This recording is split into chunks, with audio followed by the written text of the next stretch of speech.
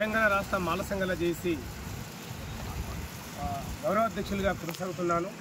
ఈరోజు మాలల హక్కుల కోసం, మాలల రిజర్వేషన్ కోసం భారత రాజ్యాంగాన్ని రక్షించుకోవడానికి అమరులైనటువంటి మాల అమర వీరులు మరి పానంగి శేషయ్య, గోపుతోటి నారాయణ, రెడ్డి సత్యనారాయణ, సుదర్శన్ అనే వాళ్ళు 1997 ఆగస్టు 11వ తారీఖు రోజు మరి ఏదైతే మాలల హంతకుడు నరహంతకుడు అయినటువంటి నారా చంద్రబాబు నాయుడు ఎస్సీ వర్గీకరణ చేసినటువంటి సందర్భాన్ని చూసి మరి మాలలు లక్షలాది 6 లక్షల మంది ట్యాంకు బండుపై మరి ర్యాలీగా వచ్చి సెక్రటరీ ముట్టడిలో మరి చనిపోయినటువంటి మహావీరులకు ఈరోజు మేము ఘన నివాళులు అర్పించడం జరుగుతుంది.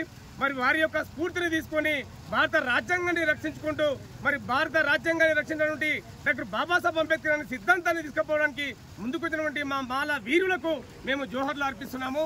ఈ రోజు ఏదైతే మరి మాలల మధ్యలో మరి మాదిగల మధ్యలో విభిన్నము చేసి విచ్ఛిన్నం చేసి మరి ఓటు బ్యాంక్ రాజకీయం చేసినటువంటి నరహంతకుడైనటువంటి నారా చంద్రబాబు నాయుడు, అదేవిధంగా వెంకయ్య నాయుడు, అదేవిధంగా ఇప్పుడున్నటువంటి ముఖ్యమంత్రి మరి రేవంత్ రెడ్డి గారు, కిషన్ రెడ్డి గారు వీళ్ళ యొక్క వైఖరిని మార్చుకోవాలి.